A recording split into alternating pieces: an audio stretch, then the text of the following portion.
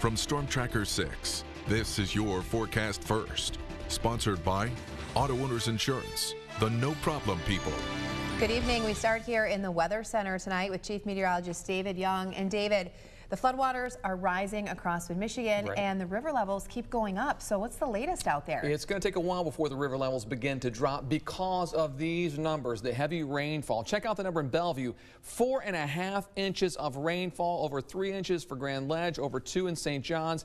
Lansing, the airport, the official number, and for Jackson, both over 3 inches as well. Now, the rain is gone, but the water is still heading into the area rivers, so we still have a flood warning in effect for Lansing and Jackson, north and westward until midday Thursday afternoon. And here is the very latest on the Grand River for Lansing. This is going to be the second highest crest on record, and we haven't been this high as far as the river level in over 30 years. So it could get worse before it gets better, and the flooding's already having a major impact in many areas across mid-Michigan. In fact, we have team coverage for you tonight looking at how communities are dealing with the floods. And we start with Jorma Duran. He's here for you now live along the Grand River near downtown Lansing. And Jorma, what are city officials saying about evacuations at this point? That they want people in these affected areas to evacuate. In fact, hundreds of residents in 6 Lansing neighborhoods received one of these today. It is a flood evacuation checklist, and as it says right here, serious flooding is possible in your neighborhood starting tomorrow. It may not be safe to stay in your home. Our team coverage continues now with Alicia Bergio. She spent the day in downtown Lansing. She joins us now live to tell us about an effort to protect some of Lansing's history from the rising water. Alicia, what's happening near you? Lauren, I'm right outside the R.A. Olds Transportation Museum. It backs up right along the Grand River, and today the museum was closed because of the chance of flooding. Now, the executive director tells me during the 40 years the museum has been open, it's never experienced any type of flooding, but that doesn't mean the staff won't take the precautions just to be safe. I'm going to start with this one. City volunteer Colby Winter is going door to door. Just wanted to let you know that there is a flood warning and that might possibly impact your house. Making sure people in the Baker-Denora neighborhood know what's coming. Now, those who do decide to evacuate but can't stay with friends or family or can't afford a hotel, there will be a shelter opening up by the local Red Cross, and that'll open up tomorrow at noon at the Letts Community Center. Let's continue our team coverage with Alicia Bergio. She joined us now live along Lansing's riverfront. Alicia, what are you seeing there? Jorma, it seems as though the water is continuing to rise as we speak, and for a local business owner in Lansing's Old Town, this water has created quite a disaster in his basement. As you can see, it's going up about 2 inches an hour. All right, thank you, Alicia. Well, Aaron Jordan continues our coverage of this flooding tonight. That's right. He went to Mason today and visited a local business there where the flooding has really taken a toll. Neighbors who live in the homes on Eugenia Drive near Levon Street didn't want to go on camera. They say floodwaters are a familiar sight in this neighborhood, but they haven't seen anything like this in years. In other news tonight, MSU interim president John Engler called a news conference this afternoon on how the university is handling all this flooding. Our Alexandra Illich was there. She's here for you now with a look at what's happening on campus. The water levels in the Red Cedar River are projected to be the highest we've seen since 1975. So in order to take precaution, crews are working on MSU's campus to install these barriers that you see here to protect the campus from flooding. When something like this comes along, as you just heard, once every 40 or so years, you want to make sure you don't get caught by surprise. Because of the potential danger and damage that can occur, I'm declaring a state of emergency in the city of Lansing. Our city's leaders and emergency responders are preparing for what could be the worst flooding our city has seen in more than 40 years. Sherry, Lansing Mayor Andy Shore says while the city is hoping for the best, it's preparing for the worst. And that's because the National Weather Service is predicting that water levels in the Grand River will reach the highest we've seen since 1975.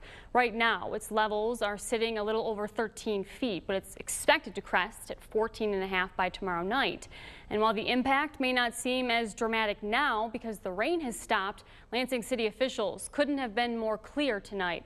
If you live in the areas you're about to see, they're urging you to evacuate. Thank you, Allie. Now, these neighborhood evacuations are strongly encouraged, but they are not mandatory.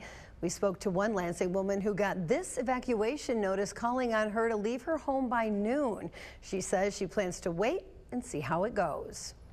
We have some elderly neighbors in the neighborhood and who've been here for 30, 40 years. And so went to their house and checked on them, and they were like, oh, in 75, it didn't even reach your house.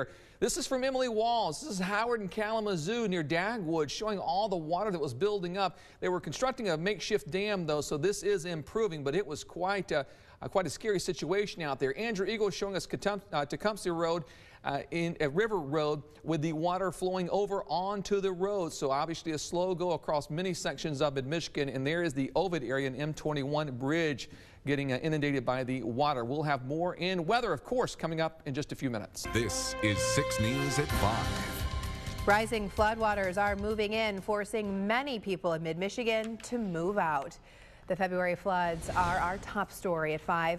Thanks for joining us. I'm Lauren Thompson. Well, the good news is it didn't rain today. The bad news is that didn't stop those river levels from rising. Several local communities have declared a state of emergency as shelters have opened to help those who are forced from their homes. Easy to see why, especially when you get a bird's eye view of the flooding. Take a look at this. This is from a news chopper over Kalamazoo, where it goes under 127. Now, these are the floodwaters. You're looking at Steakhouse Philly, Green Dot Stables, the restaurants right across the street from Baking Cakes and the Admiral gas station there. Now, we have team coverage for you. Aaron Dimmick is here to tell us about the shelters that are ready to help people in need. But we start with Jorma Duran. He's in one of the affected neighborhoods. So Jorma, how are things looking where you are right now?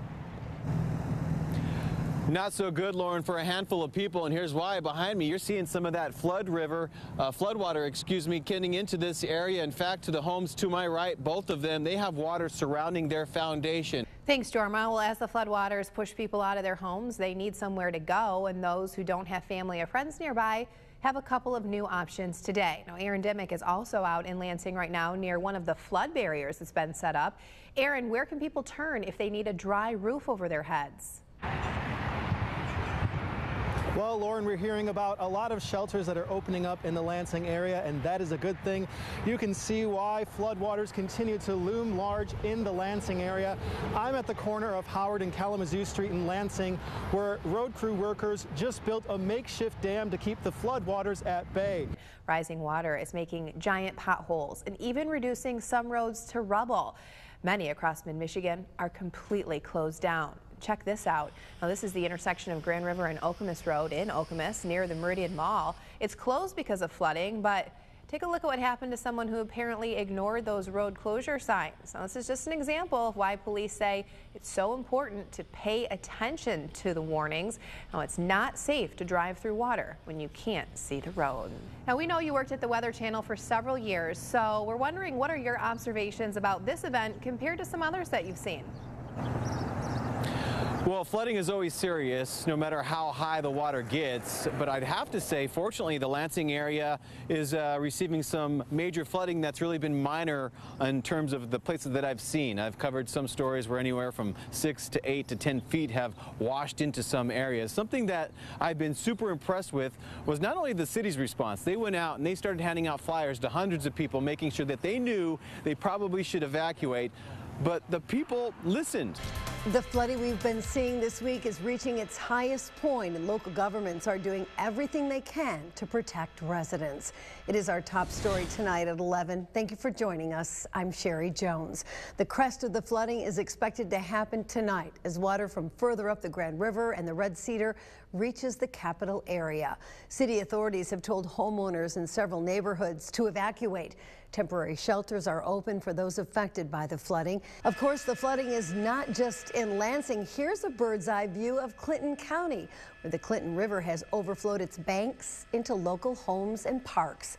Stay with 6 News. We'll keep providing you all the latest on the major flooding events until the rivers and streams return to their normal levels. The worst of the flooding is over. River levels are not expected to rise any further. Bad news, though, the problems won't go away when the water does. There's a lot of work to be done, from refurbishing to re-inspecting to rebuilding. The floods have caused a lot of damage. But Mid-Michigan won't be alone. There will likely be help at the state and federal levels. In fact, Congressman Mike Bishop, who represents Ingham County, toured the area with Lansing Mayor Andy Shore this morning.